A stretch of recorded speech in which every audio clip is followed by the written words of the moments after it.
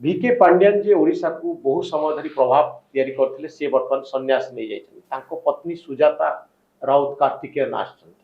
ଆପଣ ଭାବୁଛନ୍ତି ଯେ ଅପୋଜିସନ ପଲିଟିକ୍ସ ଓଡ଼ିଶାରେ ଆହୁରି ଅଧିକ ସକ୍ରିୟ ହେଉଛି କି? ସୁଜାତା କାର୍ତ୍ତିକେୟନଙ୍କ ଉପରେ ଆପଣଙ୍କ ମତ? ସୁଜାତା କାର୍ତ୍ତିକେୟନଙ୍କୁ ବିଶେଷ ଭାବରେ ଜାଣିନାହିଁ। केवल पीएससी मेंबर थिला बेले से कटक कलेक्टर थिले। पांडियन विषय में जी अनुदान करी जानी जड़े दक्ष अफिसर पारंगम अफिसर दक्षता से प्रकाश कर रीतिनीति भाव में जमी महताब गाँ मझे लिखी दुर्नीति को नीति परिवर्तन कर दरकार। सी आस्ते आस्ते सारा देश में एका दोष देले हम सारा देश में दुर्नीति नीति परिवर्तन हो गलानी। एवं सुजाता देवी राजनीति रे सी जे महिला मानकर विकास करने एक्सपर्टाइज अर्जन कर सारी शासन सहित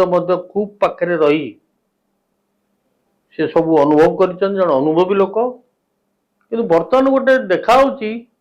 जो मैंने सरकारी चाकरी रही समस्त प्रकार सुविधा सुजोग एंजॉय कलापर आसिक राजनीति में पहुंचती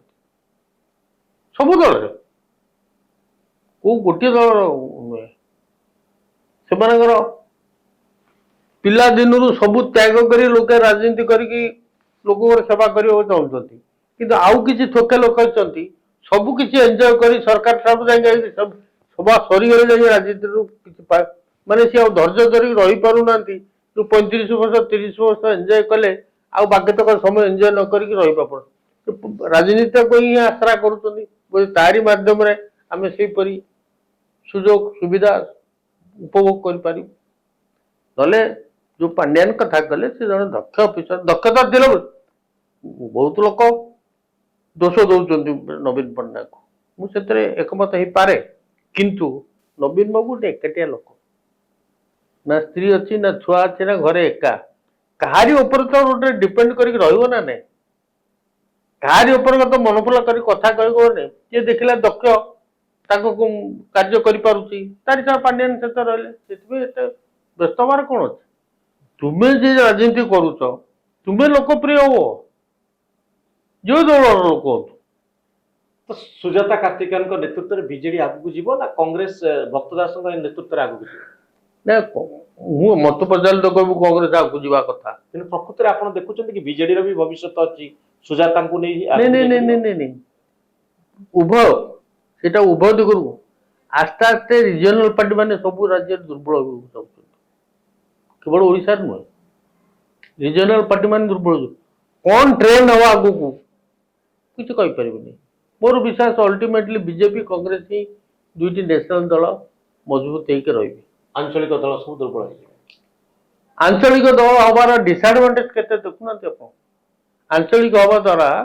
जो करप्शन एवं सरकारी पैसा लोक पैसा दे भोट नवा विशेष भाव में आगे सब आंचलिक दल जो से बेसी है नेशनल पार्टी भर बेसी नहीं बर्तमान से मॉडलटा यूनिवर्सल एक्सेप्टेंस है सरकारी पैसा खर्च करी सुभद्रा हो कालिया हो मालिया हो टालिया हो करी पैसा खर्च करी लोगों को कहूल आप संबलपुर ऑल इंडिया ये जो एआईएमएस गोटे रिपोर्ट बाहर कर सुभद्रा टंका जो दि जाऊँगी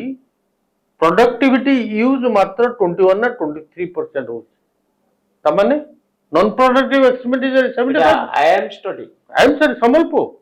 ए 8-10 दिन तक बात paper then what are you driving at the expenditure done by the government is invested in non-productive way as long as